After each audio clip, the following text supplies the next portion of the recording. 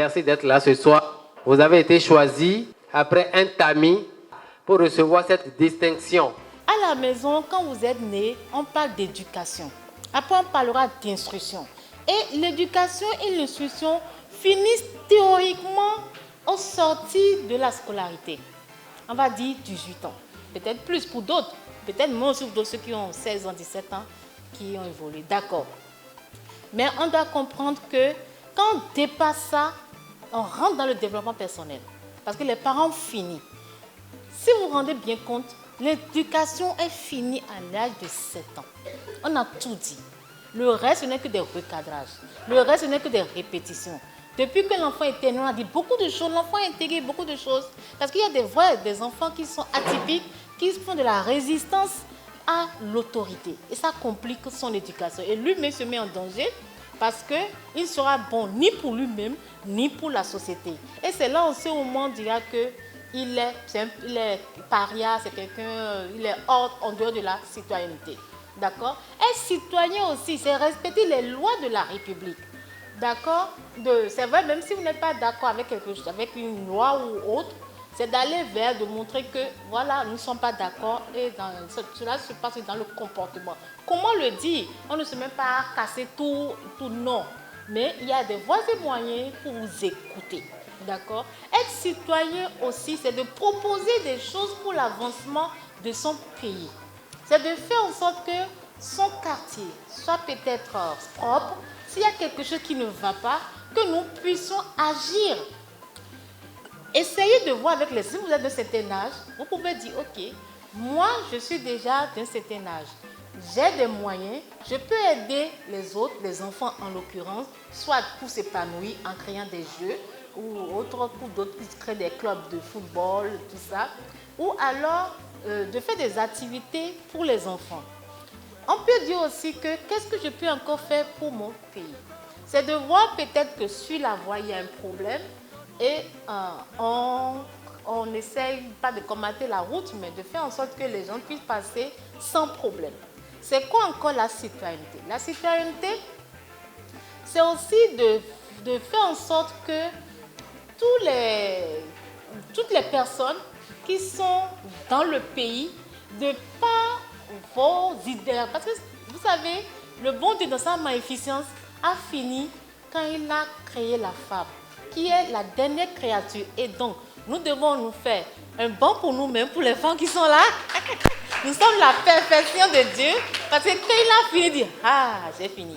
Et il s'est reposé depuis des milliards d'années que les êtres humains sont là. Mais il a fait quelque chose de formidable, le rêve. Il a mis en sorte que de nous un rêve. Ce n'est pas les rêves qui nous mettent nos missions de vie, qui nous met, qu'est-ce que nous allons créer? Quelqu'un a créé cet hôtel, quelqu'un a créé l'électricité, quelqu'un a créé ce micro, et c'est donc on va faire tous les mêmes choses. Donc, il suscite des rêves en nous. Être citoyen, c'est quelqu'un qui a identifié un problème réel qui pose problème à sa communauté. Et il y réfléchit, il trouve une solution.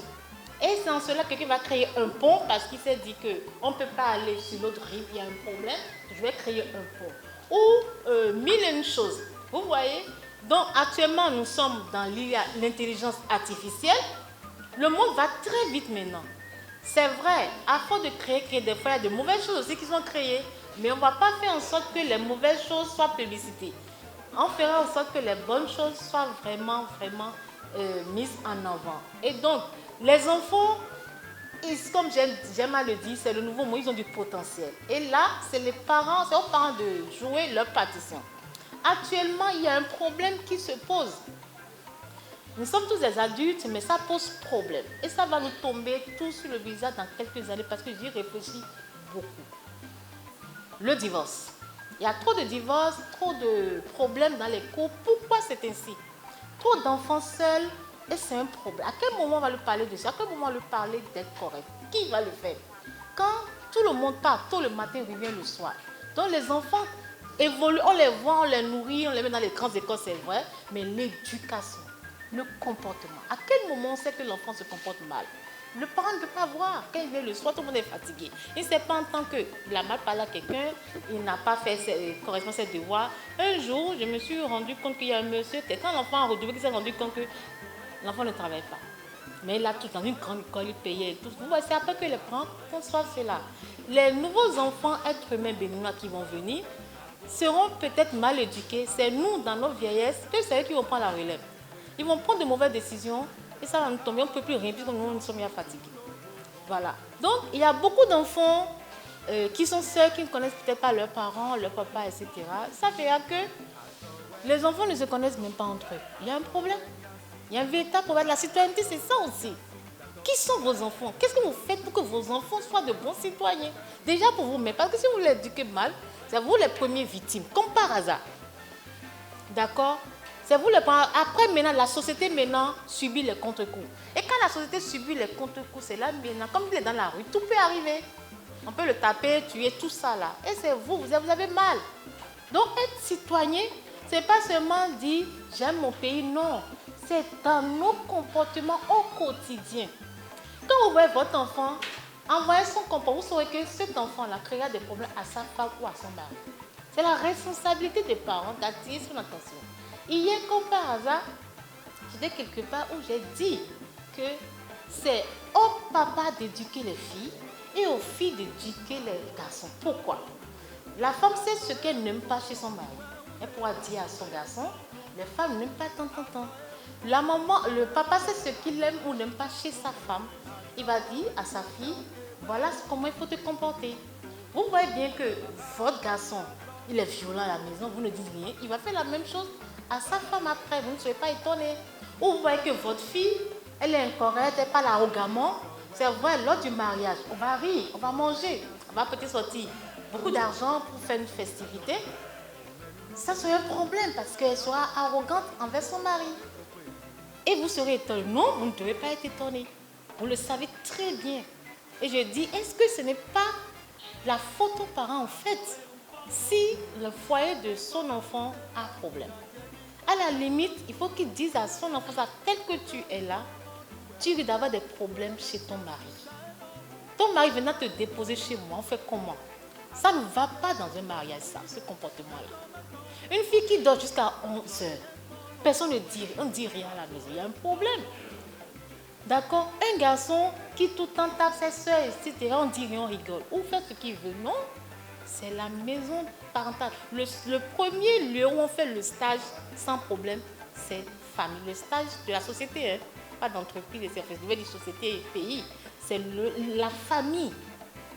C'est ça. Donc tout peut se faire. C'est là où l'enfant doit écouter. Les parents mettent tout en œuvre. L'instruction, ok. Il y a des personnes qui ont de très bons diplômes, mais ils sont incorrects, ils sont invivables dans les entreprises. Et beaucoup, tout le monde crie, les enfants sont quelqu'un, etc. Mais beaucoup de parents étaient des enfants avec des parents qui les ont éduqués, comme par hasard. Mais eux ne font pas la même chose à leurs enfants. Quel est le problème? Qu'est-ce qui n'a pas marché? Le soleil n'a pas changé de place. C'est nous le problème, chacun crie. Les enfants aussi sont ça, d'accord. Mais non, on doit réagir.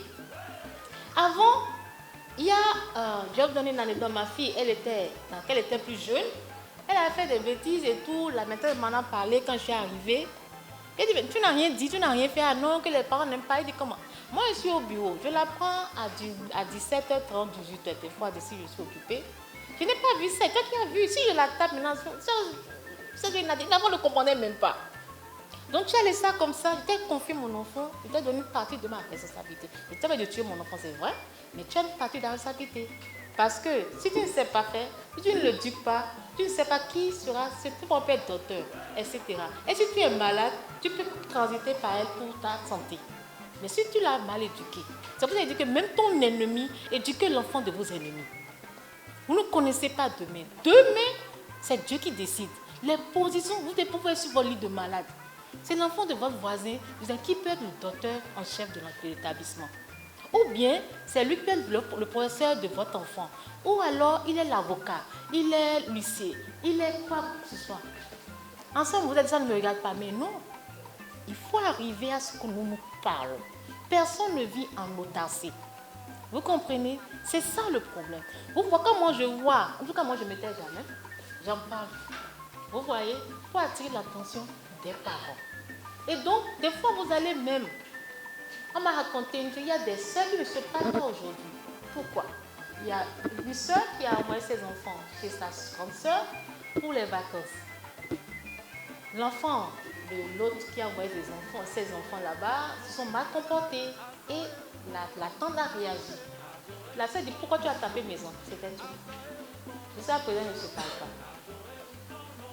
Maintenant, comme par hasard, les enfants sont tellement incorrects que c'est elles qui souffrent.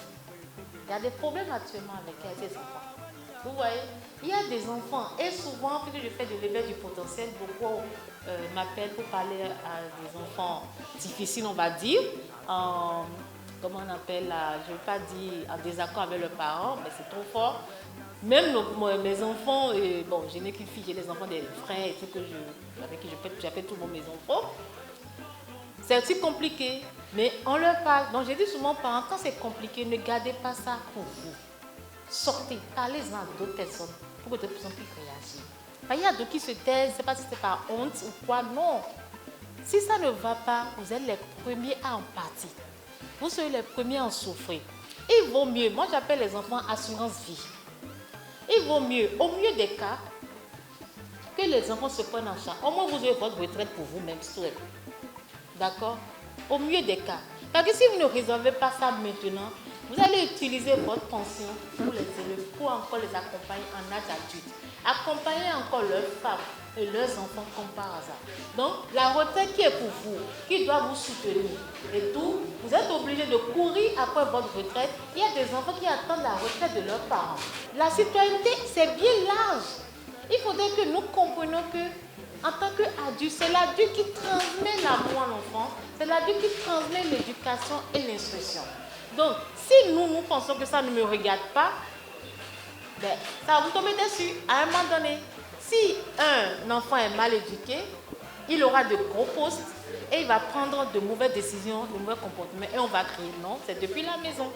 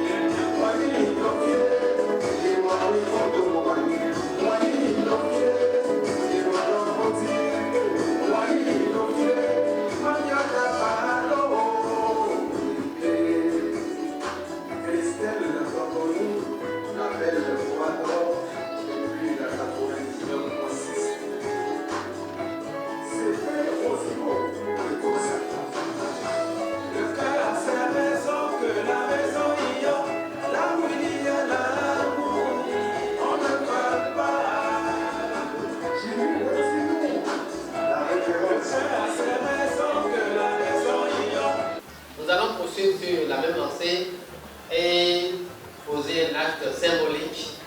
Vous savez, à Ewa Africa, on n'a pas de partenaire. Nous vivons de ce que nous avons. Et en de pareilles occasions, nous demandons aux récipiendaires de nous accompagner à travers une ventale américaine. C'est suffisamment volontaire, c'est suffisamment de votre propre gré, mais vous repartez toujours avec quelque chose avec nous. Alors, ce soir, nous avons un tableau réalisé par un expert en la matière. M. Amaïkoui, il est parmi nous, c'est un partenaire de longue date, il nous accompagne toujours. Il a réalisé une œuvre pour nous que nous tenons à mettre à votre disposition ce soir à travers une vente à l'américaine. Nous allons vous présenter le tableau et de façon symbolique, vous allez nous accompagner avec ce tableau. Alors, mademoiselle, est-ce que le tableau? Alors, bonsoir à toute l'assistance. Alors, ce tableau est intitulé La force dans l'union. On va dire l'union fait la force. Alors, vous allez voir que ce tableau est constitué de beaucoup de pièces. Pour exprimer aussi que le vivre en citoyenneté, c'est aussi le vivre ensemble, en fait. Donc, c'est aussi simple que ça. Merci beaucoup. Merci à vous aussi d'avoir joué. Comme il a dit, voilà ce qui cache son tableau, la force dans l'union. Le vivre ensemble dans la citoyenneté. Le tableau n'a pas de valeur parce que l'artiste l'a fait ne pourrait pas exprimer combien il peut prendre. Mais avec le temps qui court, je pense bien que nous pouvons briser ce tableau à cette valeur de 5 millions de concerts. Donc, les filles vont sillonner, les ranger. Pour commencer, le président dit qu'il voudrait livrer ça à 5 millions. C'est une vente à l'américaine. C'est qui dit mieux, n'est-ce pas? Nous allons commencer.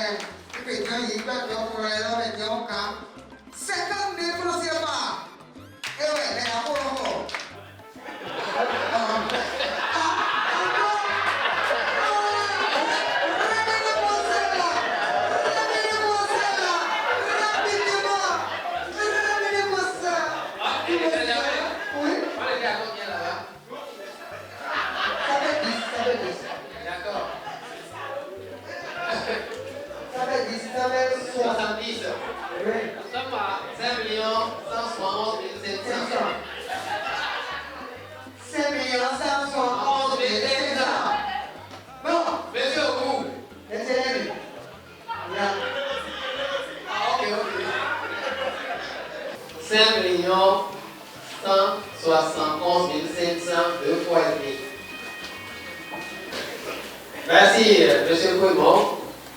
Alors, la Fondation Valais Rosso. Un des biens voulu rendre hommage, il a dit le tableau reste avec vous. Il y a contribué. Merci. Et nous disons 5 171 503 fois. Merci. Merci à la Fondation Valais Rosso. Merci d'avoir participé. La Fondation Valais Rosso est déjà partie. C'est parti. C'est parti. Vous voyez ça? Voilà. Merci beaucoup. Merci infiniment. Infiniment merci. Joyeux anniversaire. Joyeux anniversaire. Joyeux anniversaire. Je suis content. Joyeux anniversaire. Happy birthday to you. Happy birthday to you. Happy birthday to you, Mr. Tonto. Happy birthday to you. Oh, wow. Merci beaucoup.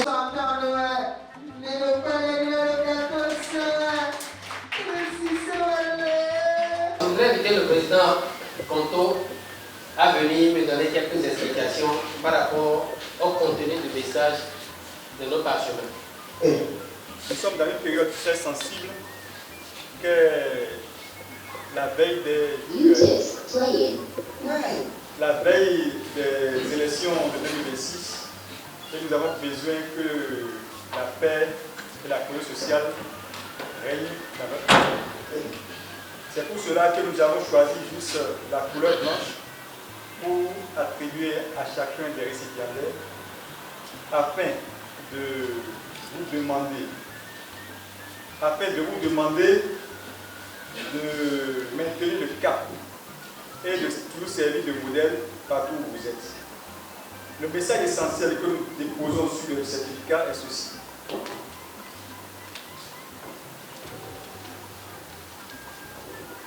Être homme, c'est précisément être responsable. C'est sentir en posant sa pierre que l'on contribue à bâtir le monde. Nous nous savons engagés à servir de modèle en tant que véritable leader. Recevez cette distinction honorifique de meilleur citoyen 2025 pour servir et valoir ce que vous voulez. Je sais que chacun de nous ici, nous œuvrons pour le développement de notre cité dans chacun de notre domaine.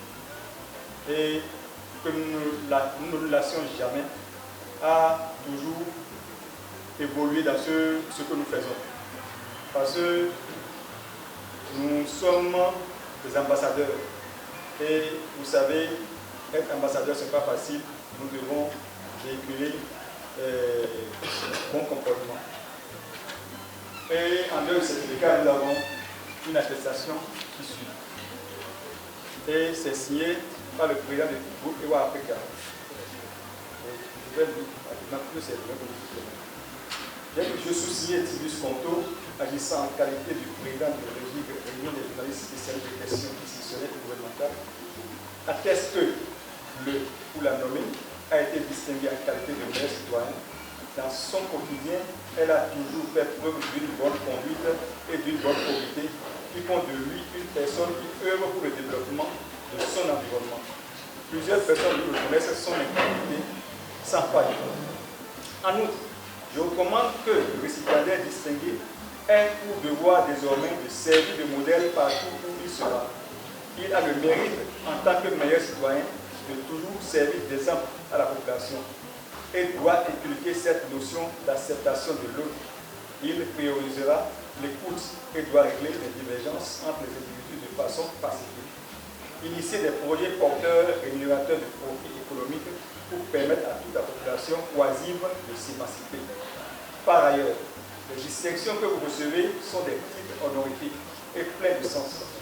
Vous, les marques des citoyens ordinaires, elles vous servent partout où besoin sera et vous permettront de montrer votre compétence à la face du monde. La présente attestation vous est délivrée pour servir et valoir ce que vous voulez. Donc c'est ce que nous mettons dans l'attestation et le certificat. L'écharpe que nous donnons, ce n'est pas l'écharpe d'honorable, ce n'est pas l'écharpe de maire, ce n'est pas l'écharpe d'un élu, mais c'est l'écharpe qui vous sert, qui vous distingue parmi les citoyens et qui vous montreront partout. On ne porte pas l'écharpe là comme les honorables, mais on le porte beaucoup comme les gadgets. Merci. Alors voilà le contenu, voilà la certification des attributs et tout. Je voudrais très sérieusement inviter le président de la Fondation Valère Fansou à venir prendre son certificat et son attestation, bien sûr, suivi de l'échappée.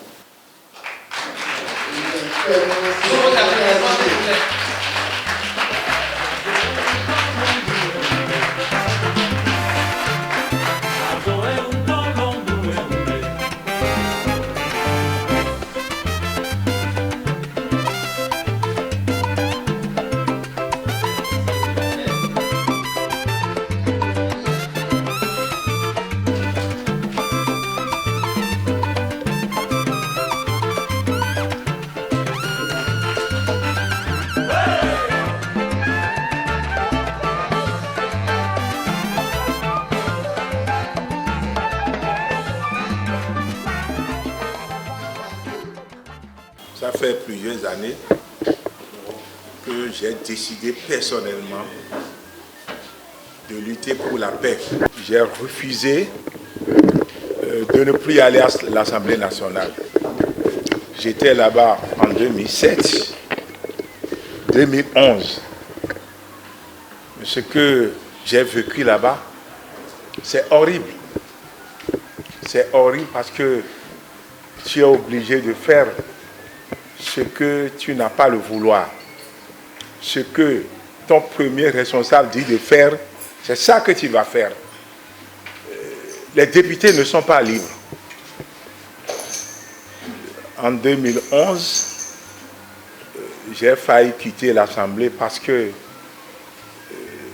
c'est forcément, tu dois réagir pour insulter ou bien raconter de n'importe quoi sur celui qui est le premier responsable et les ministres. J'ai tout fait. On m'a vraiment On ne m'a pas compris. On ne m'a pas compris parce que l'autorité, ça vient de Dieu. Et Dieu a été clair dans le Saint-Coran, Sourate 4, verset 59. Dieu dit, ô vous les croyants, obéissez aux prophètes, obéissez à vos parents et obéissez à ceux d'entre vous à qui j'ai donné le pouvoir. C'est ça qui a fait que les 8 mois que j'ai fait à l'Assemblée, 8 ans je vais dire, et 8 ans aussi à la Haute Cour de justice, j'ai essayé de faire ce que je peux. Je suis le seul illettré qui est resté parmi les juges. Je suis le seul illettré parce que mon niveau de classe est CM1. C'est Dieu qui m'a envoyé là-bas pour une mission. Et pour pouvoir accomplir cette mission, je dis que je ne dois plus aller à l'Assemblée. En 2015, je suis obligé de fuir le pays. Mon parti, Union fait la Nation, a voulu me positionner. SCB, en son temps, dirigé par le président Yahi, m'a appelé. J'ai dit, Monsieur le Président, je ne peux plus continuer. Je ne peux plus parce que vraiment, il faut que je sois neutre. Et c'est ça que je suis en train de faire. Et je profite de l'occasion pour demander à tout un chacun de nous de cultiver l'amour de la paix.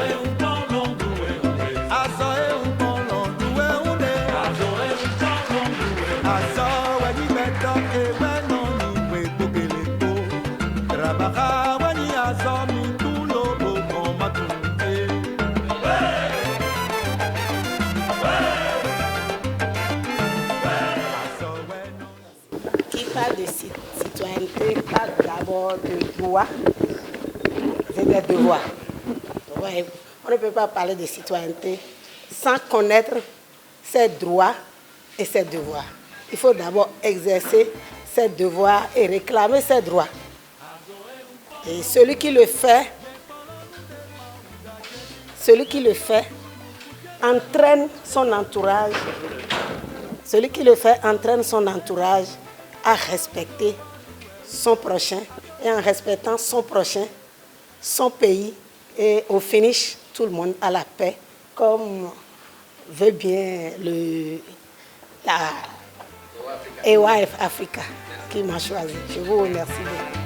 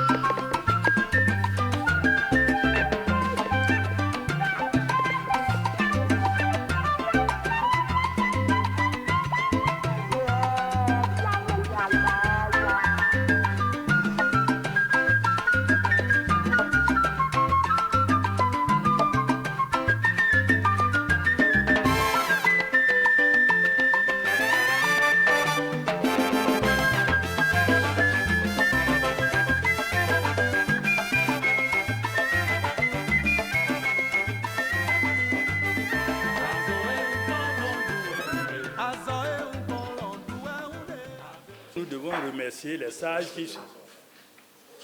qui sont parmi nous et qui nous aident. Parce que quelqu'un de son rang qui vient dans ce monde-là et il accepte rester avec les gens dont il a peut-être des petits-fils qui sont dedans, et il se met au même pied d'égalité que ceux-là. C'est des gens qu'il faut remercier. C'est des gens qu'il faut remercier. Et je continue par dire, Président, c'est à toi que je parle. Vous avez commencé quelque chose que vous êtes en train de faire peut-être tout doucement, mais je voudrais vous dire, mettez le courage. Ça va devenir quelque chose qui sera au niveau mondial. Parce que vous avez honoré des gens ici que vous ne connaissez pas. Que vous ne connaissez pas. Parce que moi, je sais que vous ne me connaissez pas. Vous ne savez pas ce que je suis, mais je sais qu'au niveau mondial, on m'a déjà donné des prix comme ça, plusieurs fois. Mais voilà, dans mon pays, aujourd'hui, on se rappelle encore de moi. C'est une joie. Ça veut dire que nous tous, qui êtes arrivés ici, nous devons contribuer prochainement pour que d'autres aussi puissent gagner, et plus nombreux que ceux-là. Et je vous garantis, chaque fois que vous êtes prêts, faites-moi signe. Je vais faire ce que je peux. Président, je vous le dis, et je soulève ma main comme chez nous les Pelons, on dit que quand tu soulèves la main, c'est que tu es prêt, même si c'est la mort. Donc, je suis content et je voudrais vous dire, c'est le courage.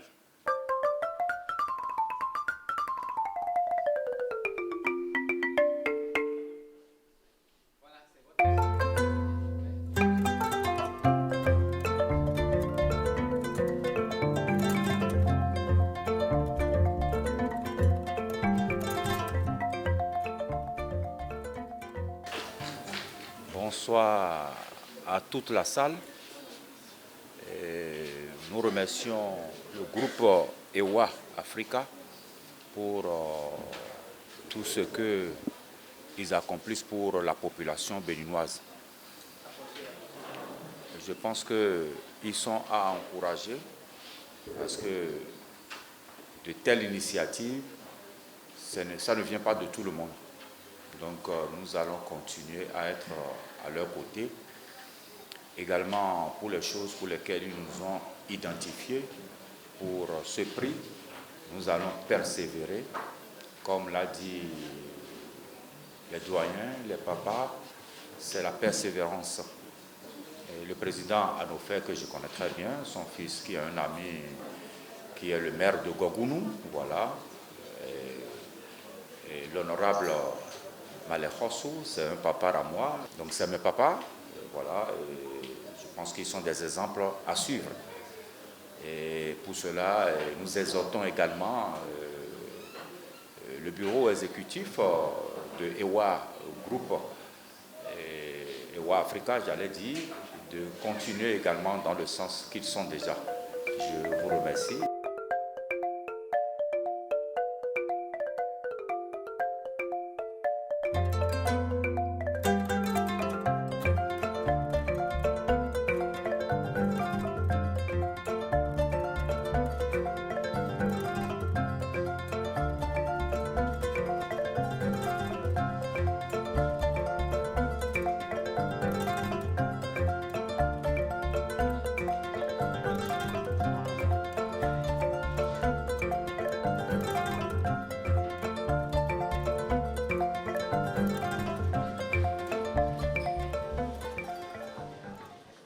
Je pense que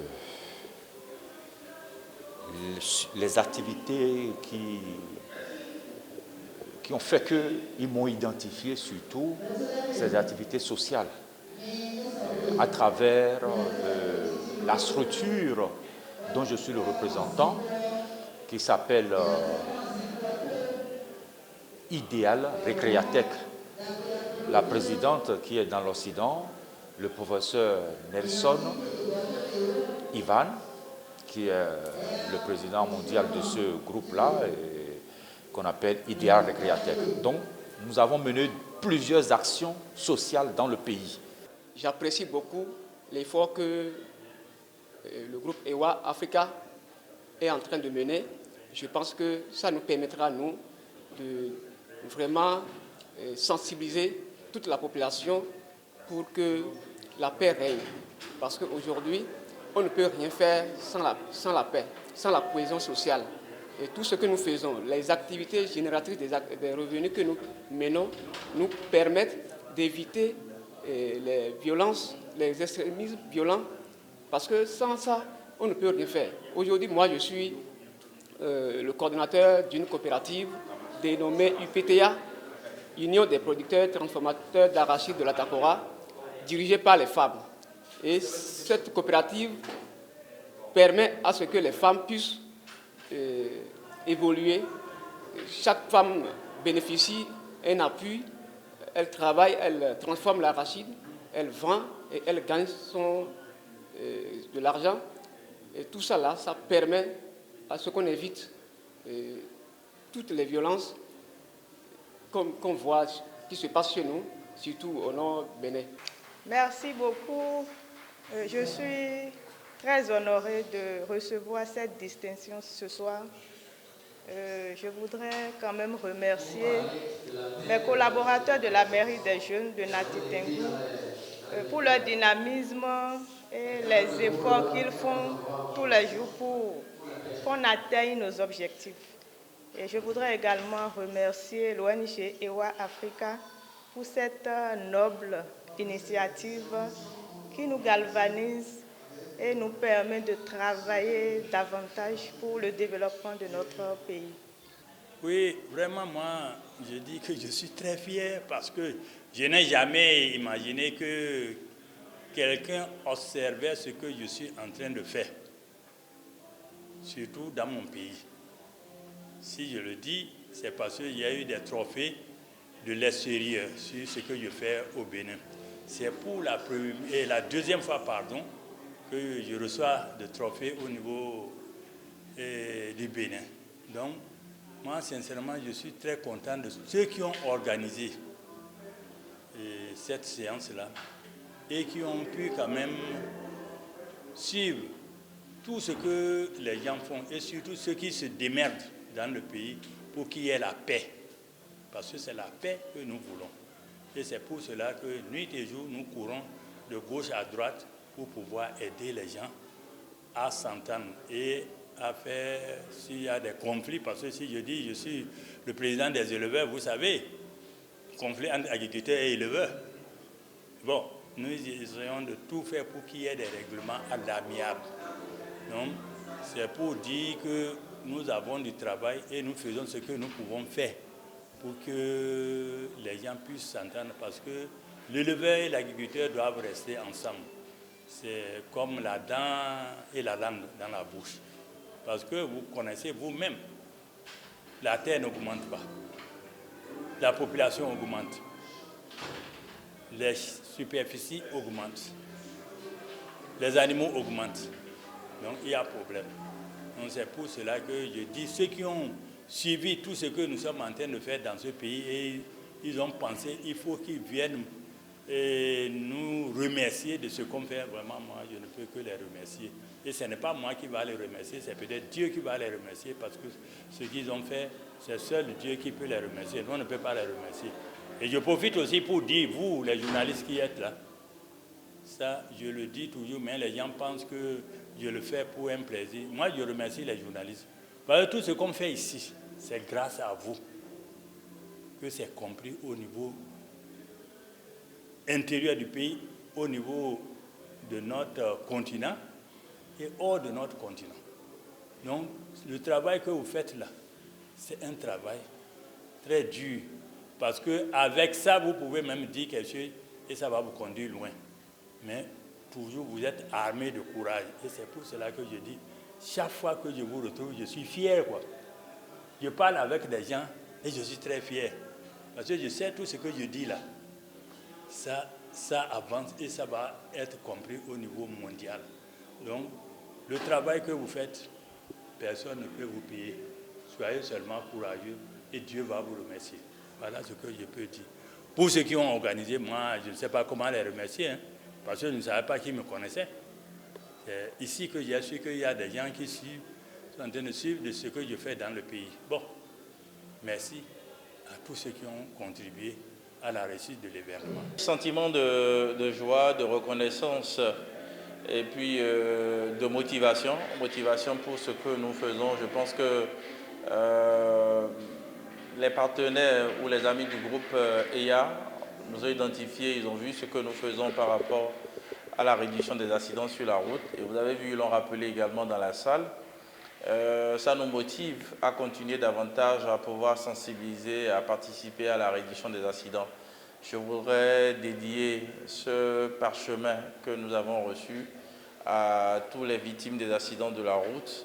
Je voudrais avoir une pensée pour eux également, dédier cela à tous ceux qui travaillent inlassablement pour la réduction des accidents de la route dans notre pays, le Bénin. Et à travers ça, comme je l'ai dit, ça nous motive. Et je voudrais exhorter les usagers de la route, les hommes des médias, à continuer la sensibilisation. Je voudrais aussi dire merci donc aux initiateurs de l'événement qui sont là, qui aujourd'hui font ce que l'État doit faire. L'État doit distinguer, reconnaître les mérites des organisations de la société civile, également de tous les citoyens de façon générale. Aujourd'hui, eux, ils ont compris, ils sont en train de le faire. On ne peut que saluer et leur dire merci.